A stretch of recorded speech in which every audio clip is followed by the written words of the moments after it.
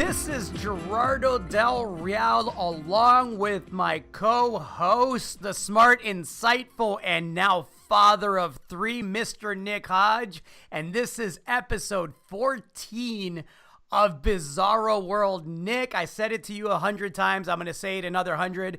Congratulations on the birth of your baby boy. A big, big deal. Huge congrats. How are things going? Things are going well. Nicholas Kyle is here. He came in the wee hours of last Wednesday morning, April 3rd, in a hospital in Idaho, just down the road from us here in Spokane. So things are good.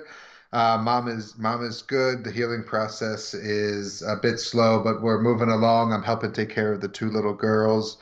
It's been fun. I'm actually doing this podcast from the nursery, and I had to move the breast pump to plug in my computer and microphone. I almost got it in the wrong hole there. So things are a bit chaotic, but it's good. It's fun, and we're moving forward. Well, congratulations. For those that are not familiar, can you shed a little bit of background here and explain why you have three kids that are born in three states?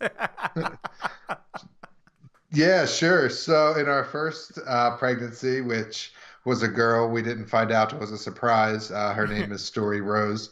We were living in Maryland. We were traveling to visit you, in fact, back in 2016 in Austin, Texas.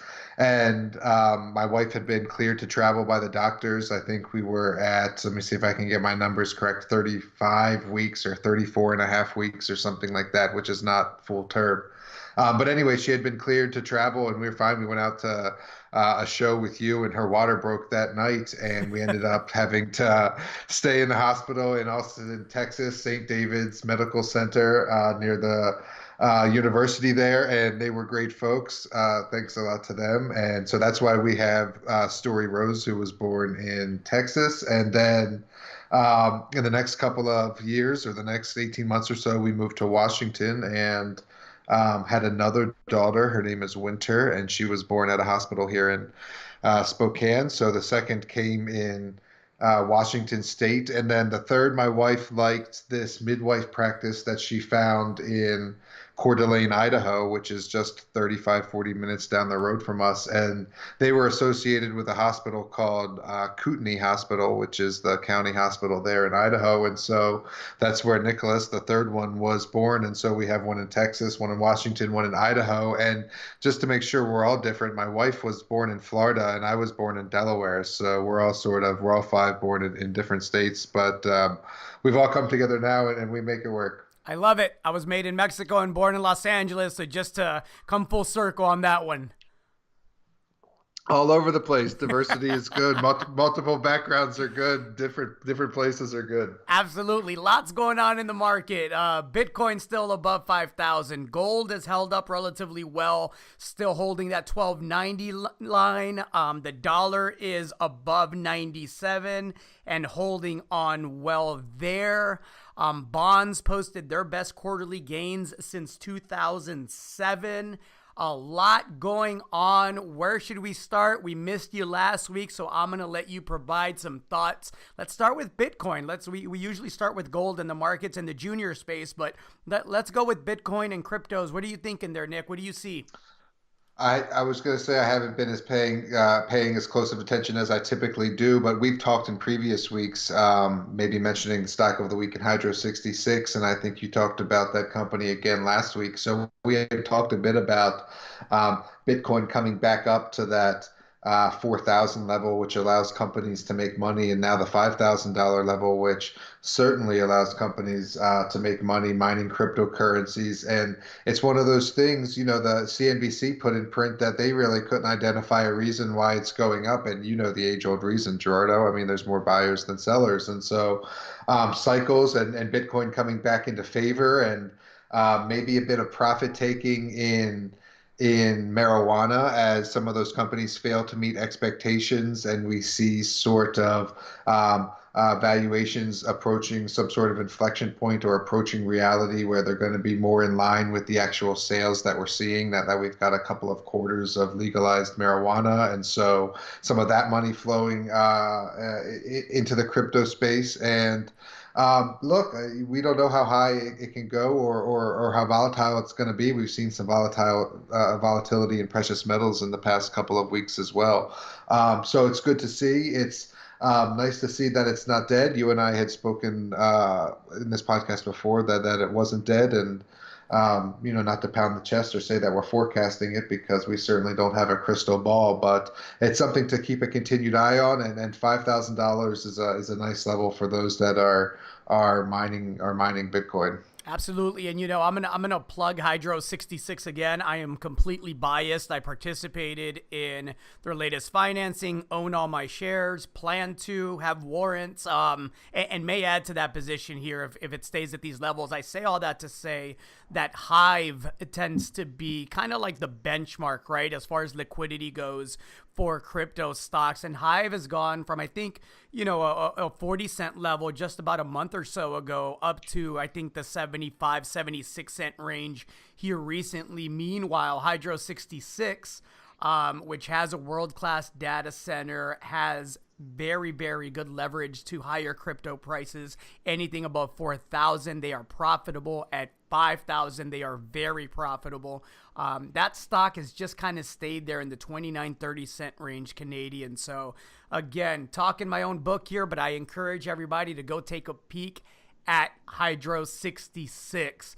Let's talk deal flow, Nick. I always say that Nick's Notebook, the service that you run and founded and frankly innovated, it was one of the first services to do what you do, which is provide access to deals for both private and public companies. You have a pretty extensive network. You've done it beautifully. I'll put that newsletter up against anybody's newsletter numbers wise. I say all that to say, not just to plug your newsletter, but to ask you, what does the deal flow look like now that we see gold holding that $1,290, $1,300 level? Crypto's coming back up. Are you starting to see more deals in the precious metal space, the crypto space? Base metals are back. Zinc hit $135 a pound here recently. Copper continues to flirt with $3. And we have, a catalyst in uranium here soon with the report, the Section 232 report, that should lead to some sort of policy pivot that everybody anticipates will be beneficial to the sector, if for any reason, just because it'll provide some clarity moving forward to the utilities, which are the elephant in the room. I said all that to ask you, what's your deal flow looking like? What are you seeing? I continue to see deals in the precious metals and base metal space. Unfortunately, also as we've talked about, a lot of those deals are in quality companies, quality management teams that we're now buying back into at lower prices, right? So they're able to raise capital, but they're having to do it at a discount to market and either with a half or full warrant. A good example would be Revival Gold, which we might talk about a bit later, but they ended up, having to sweeten the pot a little bit to raise the $5 million that they just closed on. That's not a knock at the project. That's not a knock at the management team at all. That's just an anecdote as to where we are in the market. And so while I see deals, it's not like, we're seeing deals done at market or we're seeing deals done really without a warrant, where I continue to see. And so basically what I'm saying is it's still kind of tough in the metal space. There's not really an ease or a greasing of the capital wheels. It's still very much a grind, and investors are tepid, including myself, as we continue to see, you know, not the bull market that we want to see. I'll put it that way, right? We continue to wait, and so I've seen the word patience floated around, including in a Sprott article and a couple of other places in the past week, and the patience has been a long time now, and so capital is still tough to flow in the metal space. I continue to see big deals in the cannabis space. A company I'm involved in called Ionic just IPO'd this week. They're raising $20 million out of the gate. I saw an email this morning. A company called Sun Wildflower is raising, I think the email said $15 million. So these are big totals, right? These aren't $500,000, $1 million. These are 10, 15, $20 million deals that are, now being brokered with banks coming in, and we're seeing I saw an article this morning. A big shout at BMO has now joined the board of Aurora. I think it was legitimizing them in the financial space, and so still very much marijuana centric. Even though I said at the top that a bit of profits are being taken, which is true. But that's not to say that they aren't being reinvested at least a bit into new deals and into growing existing deals. And so that's where the big capital continues to flow to, at least from my seat. I haven't seen too much in the crypto space as far as new deals, but you see the press releases, including from Hydro, just noting that the crypto prices are back up, or just saying, hey, we're kind of still here or whatever. You mentioned patience. Typically, there's that old adage, right? Sell in May, go away. Do you think people are selling in April and go away? And what advice would you give to people let's start the resource space, and then we can pivot to cannabis and crypto, because they're obviously different markets. But in the resource space, precious metals and base metals, you mentioned being a little gun shy, a little trigger shy. Are you encouraging subscribers, readers, friends, family members to continue to average down, or are you basically pausing and waiting for that all go, all green lights say go signal that we have yet to receive? I'm only doing it in the ones that I'm comfortable owning for a very long time. And so what I've done personally is I've taken a bit of profits on some resource stocks that I was up on a bit, and that I either How dare think I you? can. You gotta, you have to sell stock sometimes. It's tough to do, but you have to sell stock. Yeah, so I'm talking about names that I might not necessarily want to hold forever, or names where a catalyst has just materialized, or where I think I've gotten all I can get out of them for the time being. And like I was saying, I either think I can buy back into them at the same price or cheaper at a future date, or I retain warrants to buy them if there's upside in the future. And then, so what I've been doing, and we can talk about hand and metals, is I've been averaging down on the ones I'm comfortable owning for a much longer time, because they, check all the boxes that I want to see, things that we go over, the timeshare structure management team. And in the case of Hannon, a new shot on goal with a copper prospect in South America. So um, that's what I'm doing personally. And do I think it's going to be a sell in May and go away? I don't know. I think that um, investors very much have their eye on the market, because we're looking for a direction. And I think we're so late in the game with the bull market in broad equities, and we're now have a reversal in what the Fed's doing, that we have to pay attention. And we also know that we have to be invested when the turn comes. So I'm not selling any big positions, and I'm certainly not getting rid of positions in companies that I think will be leaders in the resource space when the bull market materializes. Well said. Well said. What else is on your mind? Should we talk Mr. Michael Avenatti, known as a big critic of President Trump, also known for being the attorney that represented Stormy Daniels, who, of course, broke a lot of the news in regards to Mr. Trump's extracurricular shenanigans that I'm sure Melania was none too happy about. But do we want to talk about him pissing the feds off enough to get hit with a bunch of charges? What was the number of charges that he was hit with? I 36. think it was I think it was in the 30s or something. And so he was hiding money. He was stealing money from his clients, Allegedly. or Allegedly. right, all this stuff, right? And there, if you think back just a couple of weeks ago, or a month and a half or 2 months ago, this guy's name was showing up in presidential polls, right, for on the Democratic side. So a very interesting turn of events for this guy, who was, this is the Basta guy, right? We've talked about this also in the podcast. He would always tweet, this is, basta. That means enough in Italian. Basta, enough Trump, enough of whatever he was saying enough to. And oh, how the tables have turned so quickly. It's interesting. Who the smartest person in this whole sordid affair between Mr. Avenatti and Mr. Trump and everything else. You know who I think the smartest, cleanest person out of this whole thing is? Lay it out. Stormy Daniels.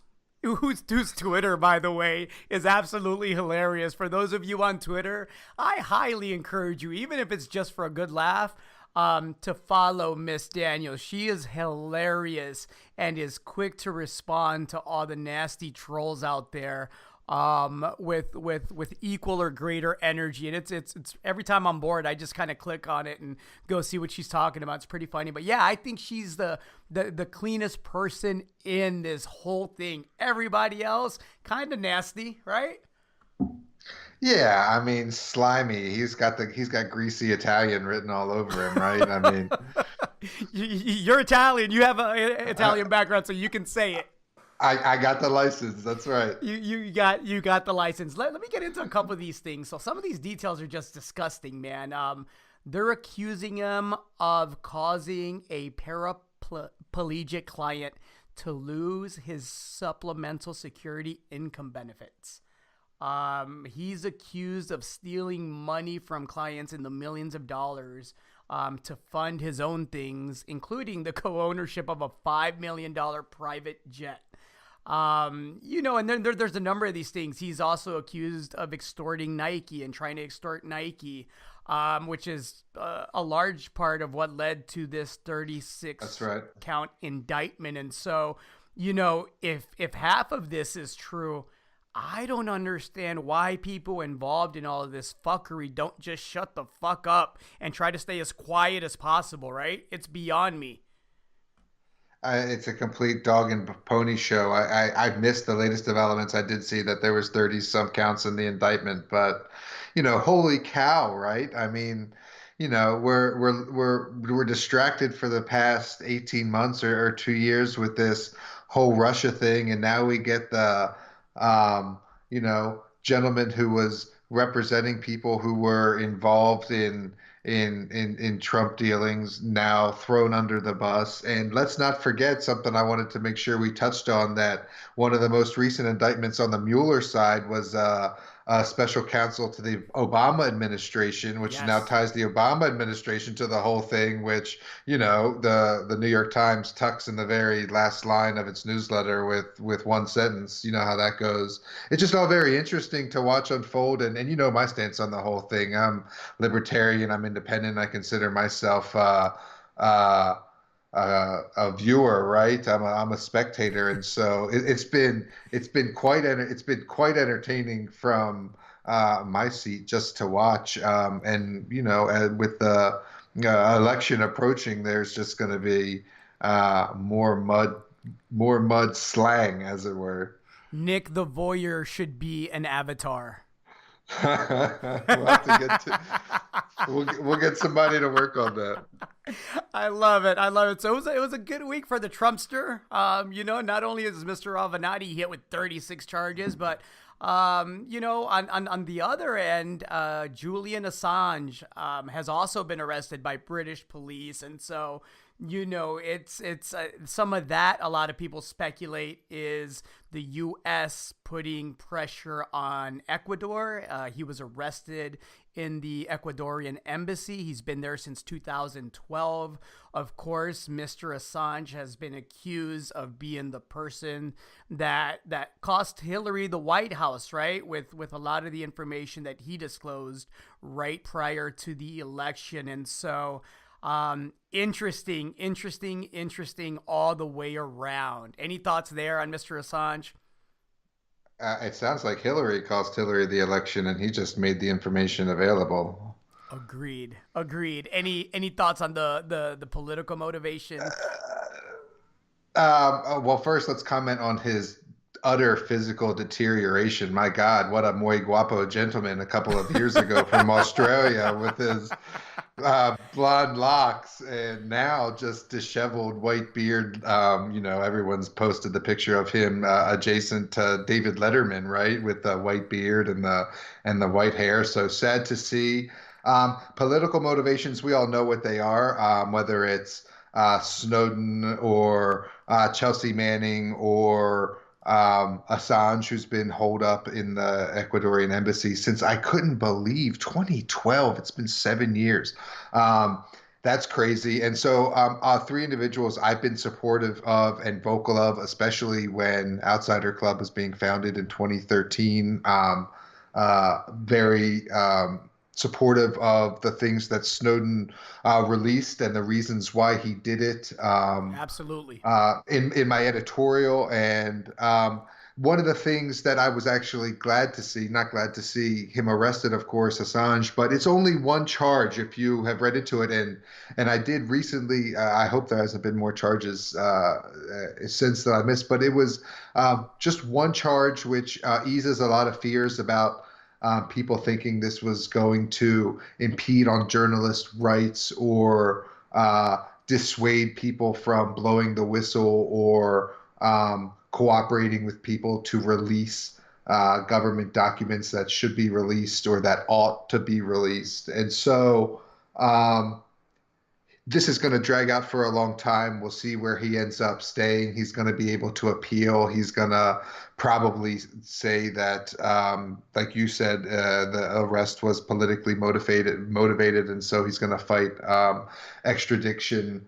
Um, and so that's sort of where we are. I mean, you know what I know, but those are my feelings on it. I'm glad he did what he did. I think WikiLeaks was and is a necessary voice and organization in the world today. And so, um, you know, I'm a bit disheartened that he's now arrested, and the same with Chelsea Manning. And hopefully, one day these people will be free and regarded as they should be.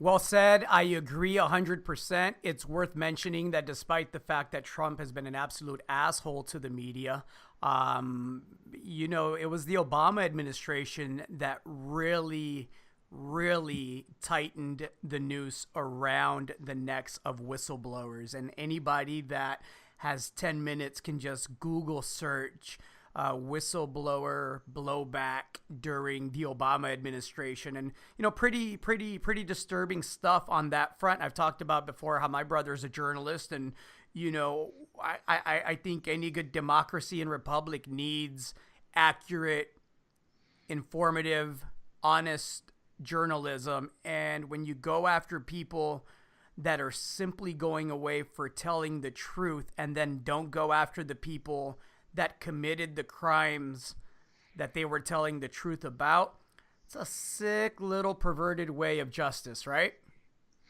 Yeah, and unfortunately, something that's been around for a long, long time. Something the great Russian writers were including in their novels, like Dostoevsky and things like that, about prosecuting the messenger and finding reasons to arrest people who revealed crimes of higher ups and people in government. And so, unfortunately, that's just one of the tools that what do you want to call them? The state, whatever, uses to suppress those who go against them, air their laundry, etc.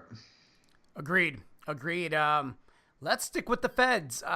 Do we want to talk about Waco? It's 45 minutes from where I'm at right now. I know that was something that caught my attention last week. I didn't want to touch on it without having you on to get your feedback, but you want to talk Waco and the biker situation and the fact that, we talked about how perverted justice can be. There's a shooting in 2015 at a Twin Peaks in Waco, Texas. 9 men ended up dead, 20 injured. It led to the arrest of nearly 200 bikers. And 3 years later, after one failed attempt to prosecute one of the biker and 155 indictments, the prosecuting attorney dropped all charges. I'd love to hear your thoughts, and then I'll share mine. Well, it sounds like complete ineptitude, and you're geographically, like physically closer to the story than I am, so you have probably have a bit more color, but it just struck me as odd, and it's quite a jarring headline, right? When you see that 9 people were killed and they know everybody that was there because it was inside of a public establishment, and they arrested 177 of them. And then charged 155 of them that somebody would be prosecuted and a little bit of accountability. But what it looks like to me is just a complete, um, unfortunately, all too common act of government ineptitude, a dropping of the ball by the, state prosecutors. And then now they really don't think that they're going to be able to.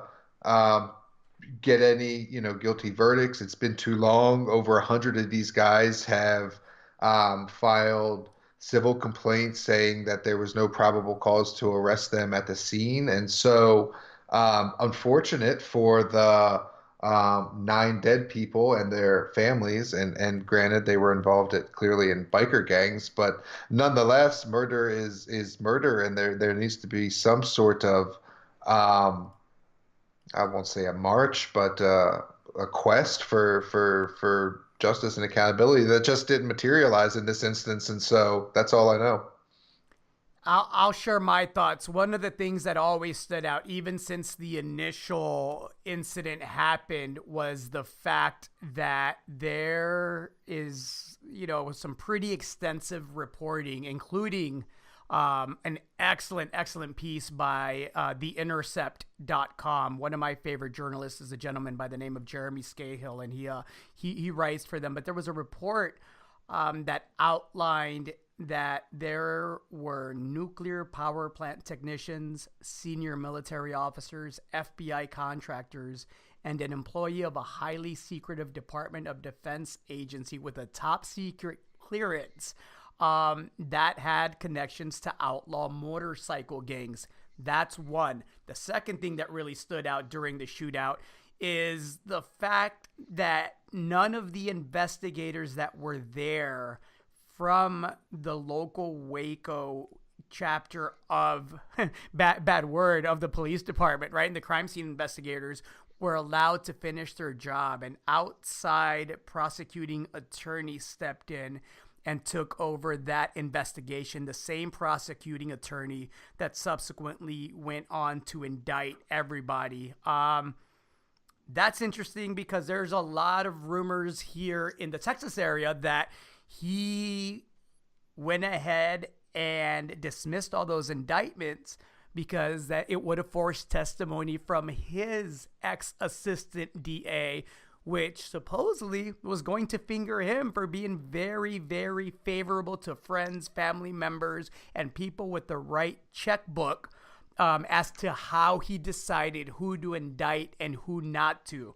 So that was interesting. But yeah, the report from The Intercept about all of these military, FBI, senior military officers, all these people involved, there's something bigger going on there, and I don't know what it is, but man, it doesn't smell good. And it could be a number of things, right? That's a lot of people getting arrested, a very serious crime. I can only imagine where the ties run to, and you have to think there's something behind the scenes that led to them all being released. And like I said, I knew you'd have a bit of insight for us, so that's very interesting. Yeah, the other thing that I thought really, I don't care if they're bikers, gangbangers, a fraternity, I don't care what it is, but there were SWAT team officials, there were undercover officials that were there an hour before the shooting broke out. It wasn't as if a couple of hundred bikers rode down Waco, Texas, right next to the brand new Baylor football stadium, which I don't think was up at the time. But, they didn't roll in without causing people to notice. Everybody noticed. And the fact that there was law enforcement on the scene an hour beforehand and they didn't do a thing to either A, tell people inside the establishment, hey, law enforcement's here. We're making our presence known. This isn't going to be the place or the time. They kind of sat back, and I know there's a lot of people that'll say, well, they were doing surveillance. Well, if they already had the SWAT team there and they already had informants and they already were there an hour beforehand, that whole situation could have been avoided. Doesn't mean it doesn't happen somewhere else. But as far as it happening there, the way that it did, an afternoon, a Twin Peaks restaurant right next to the university, I think there's going to be a lot of payouts coming from that attorney's office. It's going to be interesting. It's not surprising that someone was taking payola to use their position of power to do favors and things. Shall I make the transition from there? I have a pretty good one. Oh, absolutely. Go.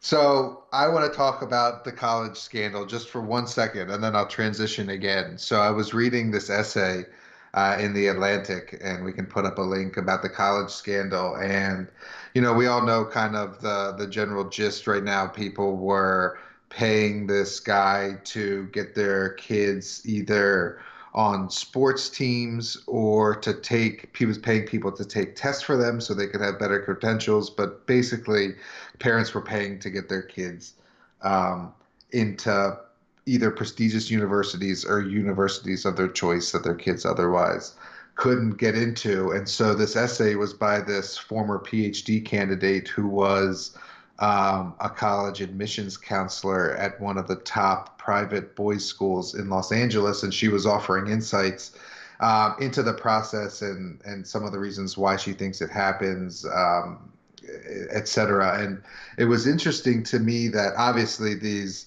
parents are wealthy and want to use their influence, power, and money to buy access for their kids, and it's very keeping up with the Joneses, and they only want the best colleges to be associated with their family name, et cetera. That all plays into it.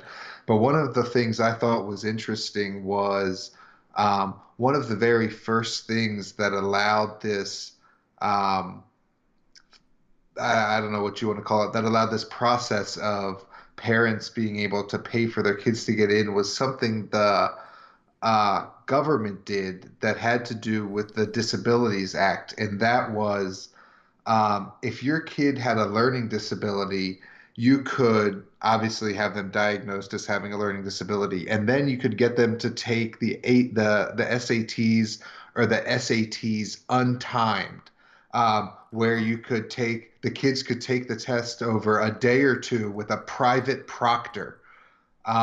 But then whenever they submitted their application to colleges, the three things go. I think the application, the transcript, and the test scores. The test scores would have an asterisk that said, hey, this test score was done untimed, not like everyone else, right? Just to let the university know that it was an untimed test. No big deal. Well, the government, and I don't know how this got started, decided that that was a violation of the Disabilities Act because it could cause discrimination if the admissions person knew that it was an untimed test. So the government said that you could no longer have the asterisk on the test scores to let the colleges know that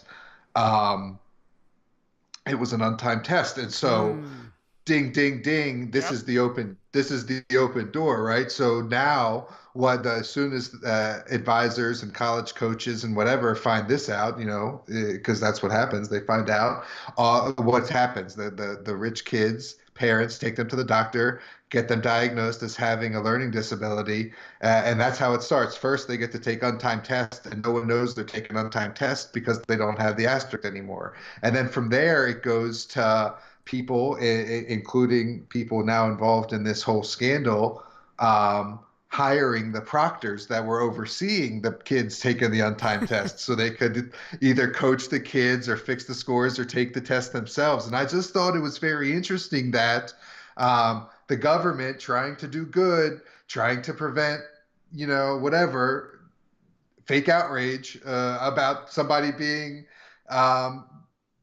discriminated against because there was an asterisk on their test scores, is what is, I won't say clearly not 100% responsible, but was one of the gateway things that allowed this to be exploited, that allowed the college process to be exploited. And so, um, just another reason to be very wary of when the government tries to do good, because they don't know what the outcomes are going to be and they don't know what the intended consequences are going to be. And just because you say this bill or this law is going to make you shit puppies and rainbows, it doesn't necessarily mean that you're not going to have diarrhea, because they just don't know. They're just people like you and I, folks. So when you hear Congressman Joe Schmo or Senator ABC or whatever, it's like they're just another person and they don't know everything, and they definitely don't know what's best all the time. And so just do what's best for yourself and have a weary eye towards government oversight and overreach when it's not, I don't know, 100% apparent and in line with common sense. And so now I'm going to make my transition, because it's always a small loophole like that that allows, or a small law that allows for bigger things. And so I want to talk about plastic bag bans. And sorry, I'm taking up a lot of time. No, that's great. Before you make the transition, I want to point out one more thing real quick that's related to the college admissions scandal. And it kind of ties into that, perverted justice that America doles out. So Aunt Becky, right, Lori Loughlin, is now facing up to 40 years in prison because she rejected the Fed's initial deal to plead guilty. She basically thought that the feds were bluffing, and the feds hit her with a money laundering account to show her that they were not. So here she is, and again, clearly guilty of something, right? Don't know what. I'm not an attorney, but she's guilty of something.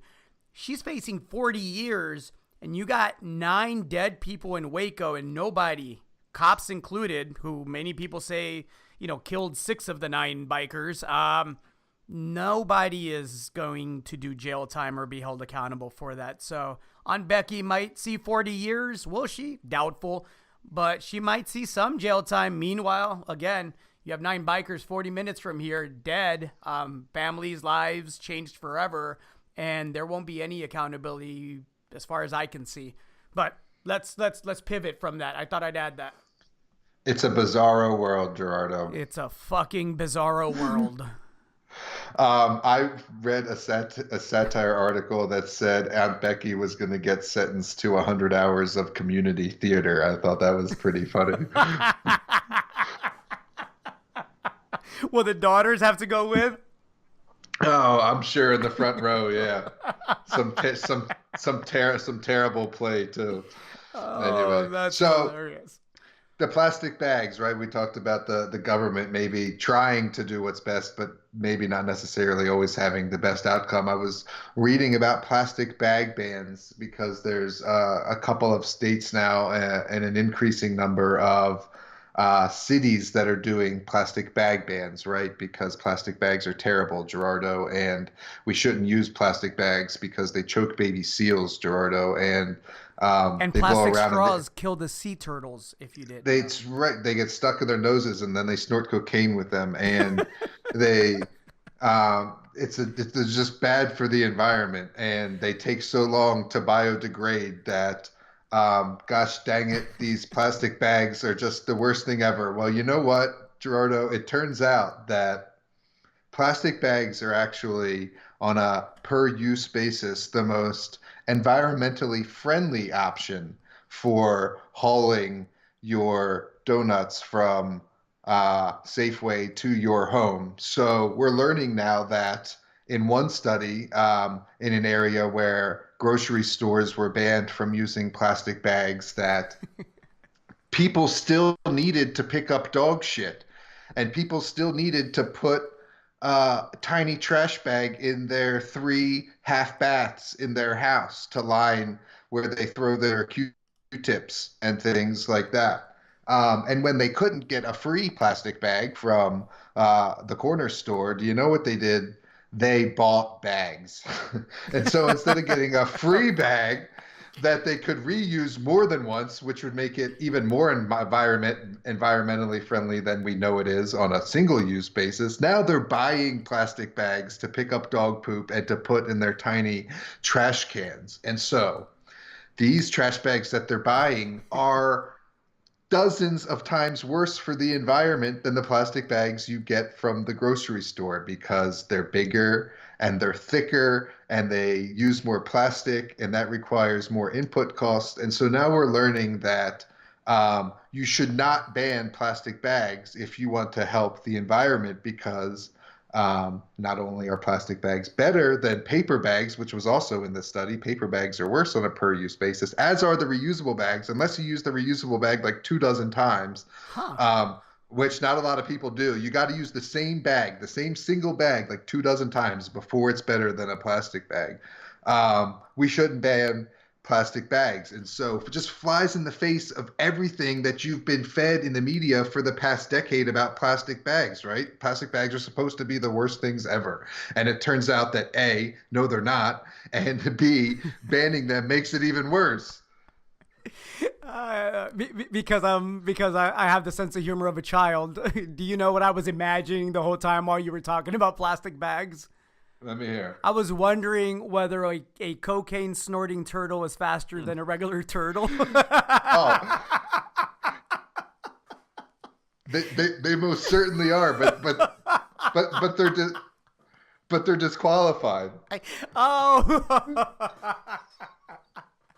I'm sorry, everybody. This is why he's on, to give you all the facts, and I'm on here just to be stupid and share my childish sense of humor with you. So please bear with us. No, that was actually, all jokes aside, pretty fascinating. Where was this study? Can we put a link up to that? I'll put a link up. I think it was in California somewhere, but don't quote me on that because I think New York is the second state. I'm blanking on the first state, but anyway, we'll put the study up.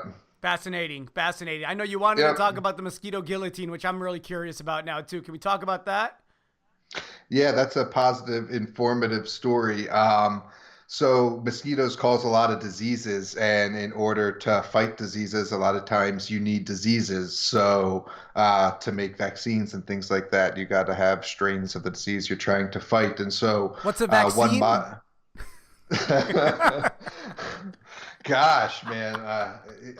You see, they're finding people now in New York. I haven't really read in depth, but yeah, you got to get your kids vaccinated. There's outbreaks going on everywhere, both with um, communities that have mistrust or distrust of the government or are, very small government minded, including here in southwestern Washington state and in New York with the Orthodox Jewish community. Now they're seeing a measles outbreak, and it's bad enough that I think it's $1,000 fine or something if you don't have your kid vaccinated or yourself vaccinated in a public place. But yeah, and that's one of those things, right? I was saying earlier about the government not always knowing best in the outcome, but unless the science is 100% there and it's common sense. And vaccine is one of those things where it's like, boom, like the vaccines clearly work and prevent diseases and help eradicate things that have killed thousands and millions of people. So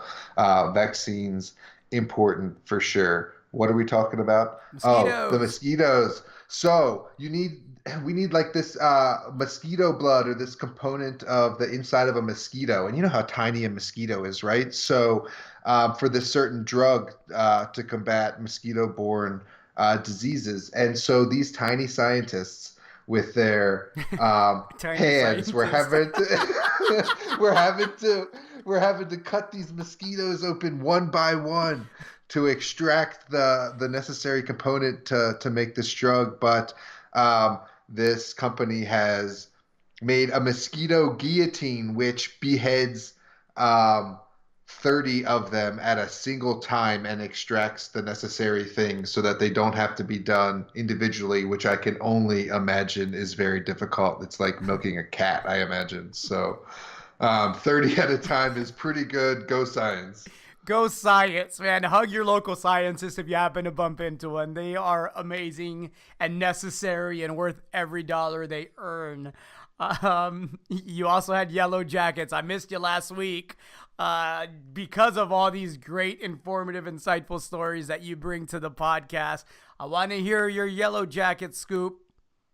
I got scoop on Yellow Jackets, which are a problem. They sting people and they go in your soda and your lemonade and they try to get your relish on your hot dog at your Memorial Day barbecue, but there is a new and proven way to combat them. And they're also really not one of the so good ones. Whereas, honeybees do a lot of pollinating, for example. Yellow jackets are just kind of dicks. Yep. So we're okay with killing them. And they're also one of the only, bee type insects that eat protein. And so one of the ways to kill them that has actually had some peer-reviewed science done on it is to take the chemical that we put on our dogs to fight fleas and ticks. It's called Fipronil. Mm-hmm. That's what we put like between their shoulders, on their shoulder blades or necks of cats and dogs to prevent fleas and ticks. If you take a little bit of that and you mix it with moist cat food, and put it in like soda caps or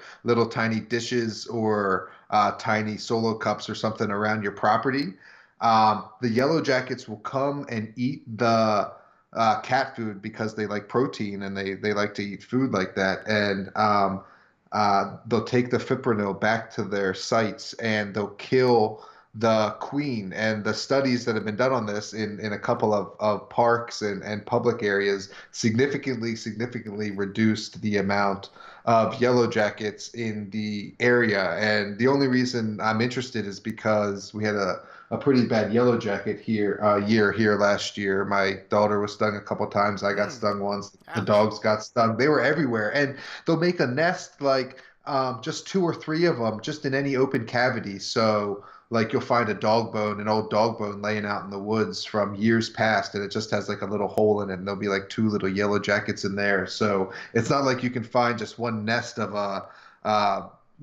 thousands of them and kill them. And so I just thought this was a very interesting and scientifically proven way to reduce the yellow jacket population. And so I got my cat food and my fipronil this week, and I'm gonna make my little cocktails this weekend.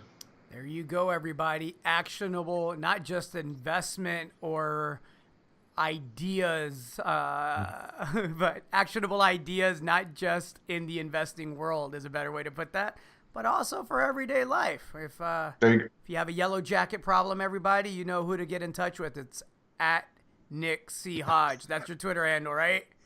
there you go. There we go. What else is on your mind, Nick? I feel like you gotta get it out. You missed therapy with me last week, so I feel like you got two episodes to make up for.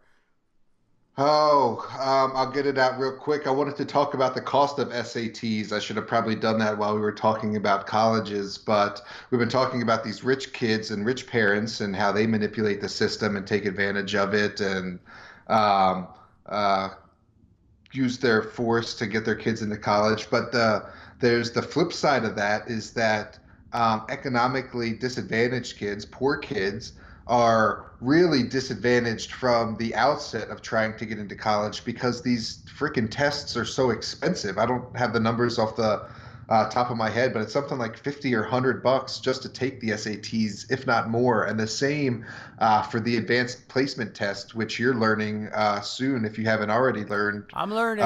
with I'm your learning son. You got now. to you got to pay just to take the tests, right? And so And there's multiple tests. sure, sure, 100%. And so if you're a kid that's already on public assistance, getting free lunch, parents scraping to get by or whatever, and you Yep. got to come up with even extra money to take this test, well then, that only compounds, right? We know that like just like interest compounds, disadvantage compounds as well. And if you can't pay to take the test to get into college in the first place, well, you're probably not going to get into college. So something to be conscious of, something to maybe put your donation or your charity dollars, always looking for good causes to do that, and just something to just generally think about it because it was something I had never thought about. Like, oh yeah, we got all these rich kids like bribing to get in, but the poor kids can't even take the test to get in on their own merit. So maybe give them an opportunity to get in their own merit. And also, fuck you to the companies that own those tests because they don't have any programs or charities for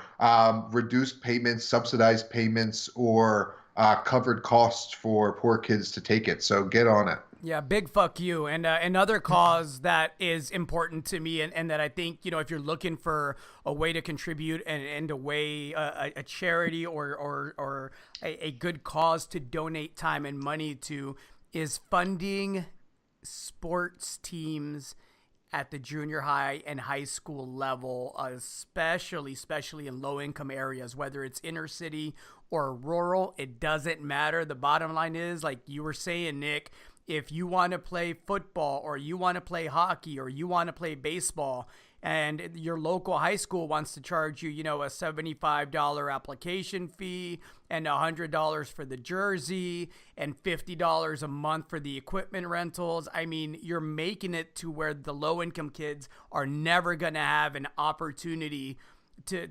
experience the magic that comes with playing on a team, a sports team of any type. And that shouldn't be the case, especially in schools that are publicly funded, where you are supposed to, as a school administrator, have a budget that includes these things. The fact that, there's high schools and junior highs, and this is a big problem in Anchorage, Alaska, where I lived in for 17 years, and a big part of the reason why a lot of the junior hires and the high school kids that were lower income, hey, wanted to play sports, couldn't afford sports. All right, let's go get in some fights and do some other shit that maybe we shouldn't be doing, right? So something to look out for. If you're involved in your local high school, your local junior high, ask the coaches what that looks like and what the process is. And if you are fortunate enough to make a donation or help out in that sense, start a program. It's something that I want to do here in Austin, something that I'm working and have done in the past in Anchorage. That's a good cause as well. Yeah, because it's one thing for there to be family dysfunction or bad parents or, whatever it is. But that's another thing to just not be able to afford the fee is keeping you out. So something that is as easily as preventable as that should definitely be prevented. Absolutely. And especially when you consider that oftentimes, most times when you play for a high school or a junior high team, you can't do that unless you have, you meet a certain benchmark grade wise. So it's an incentive, for student athletes to perform well academically, not just on the sports side of it. So something that's near and dear to the heart. Sports has been, a big part of my life and two of my three boys' life. And so if you guys can help out on that front, I know a lot of people would appreciate that. There you go. That's my rant. There you go. What else? Right. What else? Well, before we get out of here, one thing I've been saying for 3 years that the bond market is going to be the cause of the next round of catastrophic volatility, the kind that sends gold and yes, even cryptos into raging bull markets. And so I was reading an article from Bloomberg, and I'll put up the link to it, that says that there's $52 trillion of investment grade bonds that would lose 7% of their market value if interest rates just went up another 0.5%. So that would be a $1.8 trillion loss on those $52 trillion of not crap investment grade bonds. Think about that. A 0.5 percentage point jump works out to 3.5%. 1 percentage point, 7%. That's a big deal. So when I say that a little bit of bond money coming out of there and going into the gold space will make a big difference in the gold space, we're starting to see the numbers point to where that money is going to bleed from. And with everything going on overseas, I hate to tell the dollar bears that the dollar is here for another couple of years, but gold is getting ready. That bull is getting ready to start jumping, and it should be a fun ride. Don't know if it happens in 2019 or 2020, but it's going to happen. It's coming. You know more than anyone that I am looking forward to it, and so I'll just As leave am it I. there. All the numbers are lined up. Reality is unavoidable. You talk about the bond market. Just also imagine the inability to pay back the global debts when interest rates go up. And so, yeah, we know we're staring at it. Let's watch it. Let's watch it play out. We'll bring it full circle to the top of the hour, and patience has been the word of the week. Patience is correct. Do you have a stock of the week, Nick? I'm going to let you do this one this week. I did two last week, so. I was gonna do a negative one, but I'm not gonna be a negative Nancy. And I'm going to say up front that I was thinking about this. If we do one of these a week and there's 52, first of all, I couldn't come up with 52 stocks that I'd want to talk to you about in a year that are probably even worth talking to you about in a year, and it would be irresponsible of me to do so. And also, I'm just probably not interested enough in 52 companies to have a new one every week. And so there is going to be repeats, and that's not a bad thing because um, the resource market is cyclical and stocks go up and down and catalysts come and go and different things materialize. And so I'm going to talk about Revival Gold again, only because I was thinking, what am I going to talk about? There are some stocks that had good news, this and that. But the only place I really put dollars in the past week was Revival Gold. I exercised warrants I had at 45 cents, I believe, from an earlier financing. And so I figured if they're worthy of putting my capital into this week, then they're worthy of being the stock of the week on the podcast. We mentioned earlier that they just closed on a $5 million round, so they're well funded for the work they want to get done with their two projects in Idaho this exploration season, upgrading the resource and doing some metallurgical work to justify a restart of what was already an operating mine. So, and we know the team, Hugh Agro, we've talked about before, and so that's it.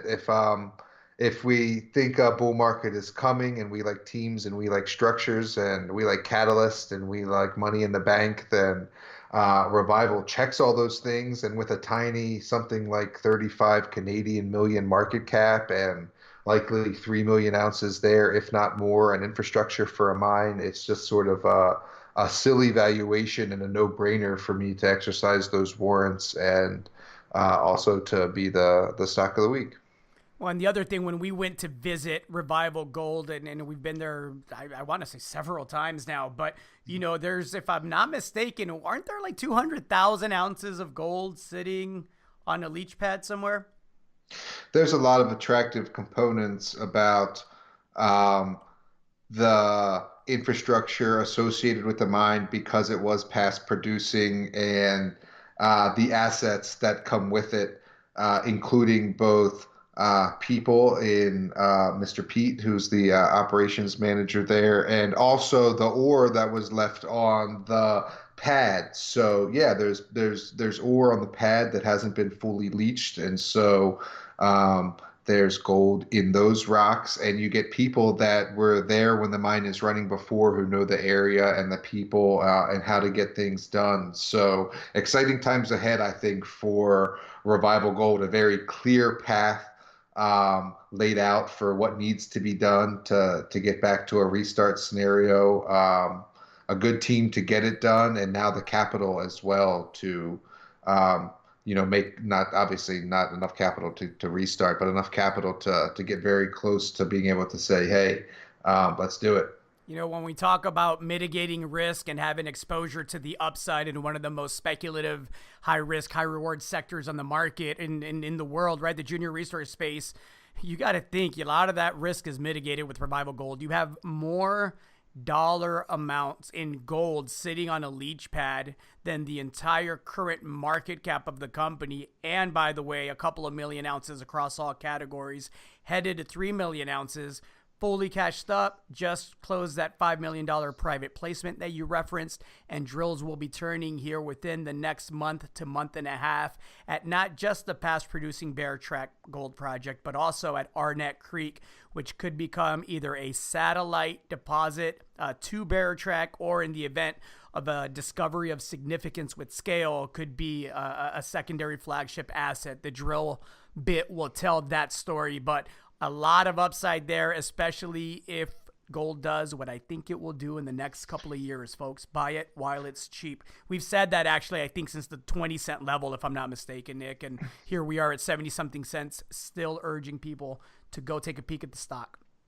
Well, gosh, the older I get, the more I learn that I'd much rather average up than down. It's a much better harbinger of what's happened and what's come. It means the team has executed and that it's been rewarded bit in the market. And just the last thing I'd add about Revival is that every single analyst that covers it, from Echelon to Pi to Paradigm, all have a 12-month price target on it that's more than twice what the shares are currently trading. So I haven't looked today, but yesterday I think they were at 68 or 69 cents. The lowest price target I think is $1.65 or something like that. So very well favored in the industry, and a well liked asset, story, and company.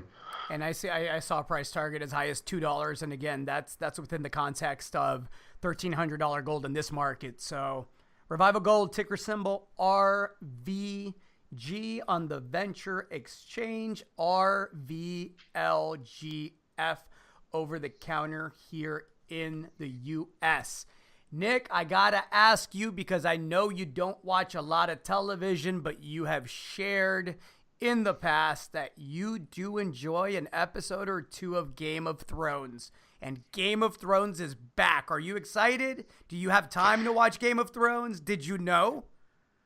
I am unfortunately 10 hours away from utter TV apathy. Yes, I know it's coming back. I'm excited about it. We will be watching probably on East Coast time, because we have that luxury, with the satellite. You can watch HBO East a little bit earlier than having to wait until 9 o'clock our time. And so, yeah, thoroughly enjoy the show. Think it's well done. Have a bit of a bone to pick with some plot holes in the last season, but Uh-oh. you can't win them all. I think it's quality television, good storytelling, good Machiavellian strategy type stuff. Very excited about it. Also because I was thinking about this today. It stirs conversation. There was no Game of Thrones in all of 2018, and 2018 was a miserable year by all accounts. And it was because there was no Game of Thrones water cooler talk. That's why. That's It's why it was because a miserable year, Nick? all we had to talk about was the dang weather, not who was getting beheaded and whom betrayed whom and what was going to happen next week, and oh my god, can you believe the dragon and this and that. And now we get back to it with feature length episodes, an hour or more each, and we're going to see who rules the kingdoms. And yeah, no, I'm there, man. I'm I, excited. I love that I am supposed to be the spazzy Scorpio extremist, and yet the one show that you actually watch, taking a 1 year hiatus, was enough to make you call all of 2018 miserable. I'm happy for you, Nick. Congratulations to you and your family on the new baby, and apparently congratulations on a great 2019. Now that Game of Thrones is back, the year can officially start for you, man. There you go. I'm ready. Did you have a stack of the week, or are you not doing one? Not doing a stock of the week this week for the same Oh man, reason. Yeah, I did the two last week. I think this is all you on this one. I think Revival is a hell of a stock, so I'll just second yours.